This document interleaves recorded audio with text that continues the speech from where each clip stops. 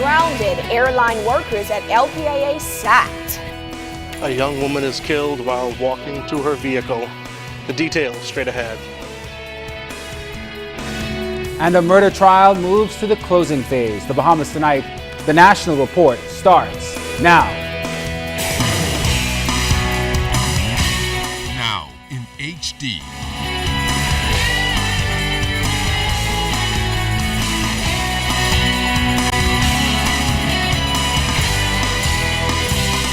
ZNS Network presents The Bahamas Tonight. This portion of the news brought to you by BTC Every Day.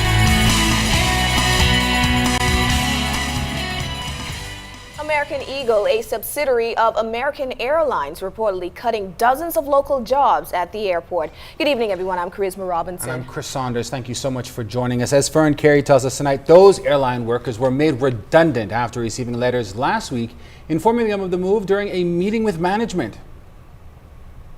47 American Eagle employees now have to look for work after the airline made their jobs redundant.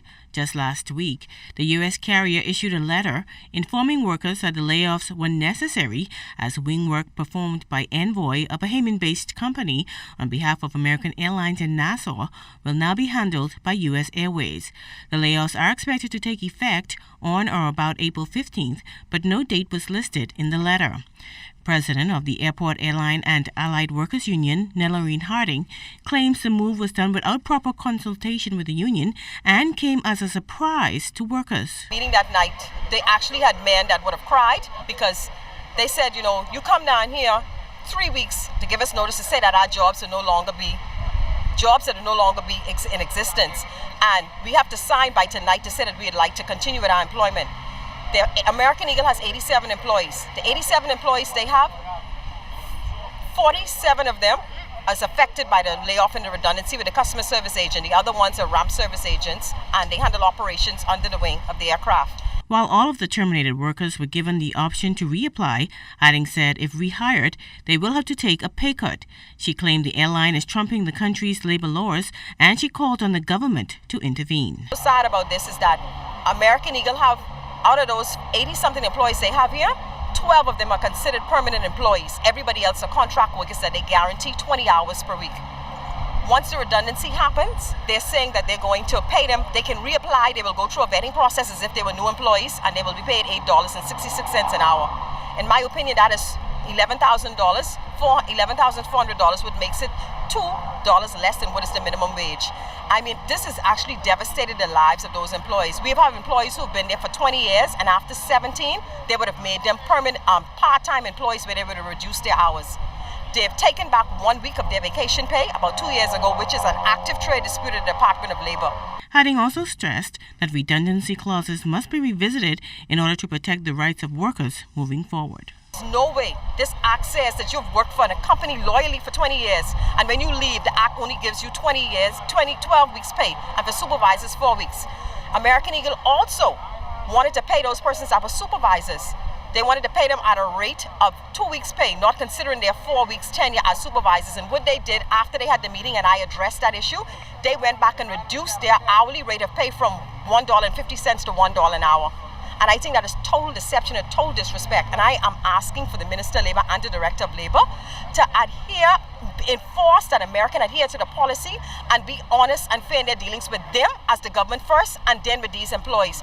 Harding also threatened industrial action if the issues are not addressed soon. Fern Carey, ZNS Network News. A group of employees from NASSAU Flight Services withdrew their services today to protest the firings of 5 of their colleagues. The workers were reportedly terminated due to gross insubordination that included their refusal to carry out reasonable instructions and repeated lateness in excess of 15 minutes more than 3 times per month. However, President of Airport, Airline and Allied Workers Union, Nealy Harding, says that is not the case. The labor with the employees that were terminated, in my opinion, there was no gross insubordination because no senior person told them or gave them a directive. The Director of Labor told them, you all need to go back and revisit this. These persons they should not have been. The grounds that you have terminated them on is not valid. They came back and told us no, they're going to do it. We made an appeal to the I made an appeal to the minister responsible, the Honorable Dennis Anna Martin. I've called on numerous occasions. I tell her, please allow the union side to be heard versus management. We have 5 for those young men who have families. 2 of them have been there for 20 years, the other one has been there for 12. The management of NASSAU Flight Services is denying the allegations made by the Airport, Airline and Allied Workers Union that the services of 5 employees were terminated for refusal to work overtime. In a statement issued to the media this afternoon, management noted that the termination issues relate to aviation safety. Management also advised in the statement that the union referred to the matter to the Department of Labor and no consensus facts was arrived at the process. The statement also noted that the company abides by all industrial laws, and as soon as the union president files an industrial dispute, the company will expedite the hearing on the matter. Management also indicated that it always will continue to work in good faith with the union and in keeping with the industrial agreement. In other news, a 3rd woman has been killed in recent weeks. A young woman was shot and killed in the front of her toddler in an area near Fort Fincastle last night. And as police investigated this horrendous crime, Jared Higgs tells us how family members rushed to the scene and became overwhelmed with grief on the tragedy of this story. When our ZNS News team arrived at Prison Lane in the Fort Fincastle area, a large crowd of residents looked on in shock and anger. Head of the Central Detective Unit, Superintendent Paul Roll, says it was approximately 9:45 when police were informed that a woman had been shot to the head. Our preliminary information at this stage is that the young lady had gone to some friends and relatives to collect her child. She collected the child, and as she was walking back to her vehicle, she was accosted by, I believe, a lone male who produced a handgun and discharged a shot, fatally injuring her. Police were unable to identify the young woman. However, relatives identify her as 24-year-old Chrissy Messidor. Distraught friends and family members could be seen trying to access the crime scene in hopes of seeing their loved one. Some onlookers even attempted to bombard the scene after the body was taken away. We spoke to an area resident who only wished to be identified as Chloe. She says she did not know the victim, but everybody spoke highly of her. She also says she understands the family's pain. Well, you would be upset. You know, you lose a family member. Who wouldn't? You know? And to a tragedy like this, you know, you would be upset. Stuff like this don't happen up here. I've been living up here all my years. Chief Superintendent Paul Roll confirmed that police do have an adult male in custody who surrendered himself to the Central Detective Unit today. Jared Higgs, ZNS Network News. Today, grieving relatives of that latest murder spoke out on that brutal killing of their loved one on Thursday night. LaDawn Davis visited family members today, and she tells us that they are still in shock over this tragic ordeal. Believe me, that ain't Chrissy. Because she coming for me today. We have all kind of things to do today. That's the mother of the country's latest murder victim, Nika Roll, showing strong signs of denial over the execution-style killing of her daughter, 24-year-old Chrissy Messidor. The distraught mother and grandmother told our news team that her daughter was a kind-hearted person who would give her last to a stranger. Miss Roll told us about her last conversation with her. Everybody love Chrissy. Everybody. Even people who don't know Chrissy love Chrissy. When was the last time you spoke to your daughter? 8:39. I call her. I say, Chrissy, make sure Caesar say he prayers. I tell him Nana love him. Well, Licky say, Nana, tell Tissy I love her and Caesar too. She say, yes, Mommy, I love you all. And then I WhatsApp her back, because somebody called me from my phone number, telling me my daughter just get killed. I said, we just talk. You can get anything for Chrissy.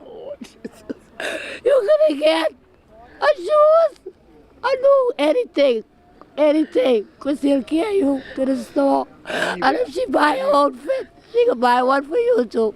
Founder of the Families of All Murdered Victims, Candy Gibson, also visited the family this morning. She told our news team that no one will understand the pain the families of murdered victims go through unless they share in the experience. The victim's family really go through, or the state of mind we be in, and how the spirit of depression hits families after their loved one is murdered. This lady here is in denial. this Nealy here right now, she don't even believe her daughter's even murdered, you know? The dawn is just sad, man. You know, communities are being broken right after one another because people keep getting killed in different communities. And what knows sad about it is like, only he who feels it knows it. While police investigations into this latest murder continue, the country's 35th murder victim, who was a nail technician by profession, leaves behind a 4-year-old son. LaDawn Davis, ZNS Network News. The man accused of aiding and abetting in the murder of 17-year-old Enrico Major last year, Kervin Nealy, took the stand in his own defense today to refute those allegations. Both sides are now expected to make closing submissions, after which Justice Bernard Turner will sum up the evidence and direct jurors on the law before handing the case over to them for a decision. Attorney Glendon Roll is defending Nealy. Aaron Johnson is prosecuting the case. Coming up, the Prime Minister offers advice to the new class of journalists at COB. You're watching the Bahamas Tonight, the National Report. This portion of the news is brought to you by the new Shell and Lettuce, designed for extra miles.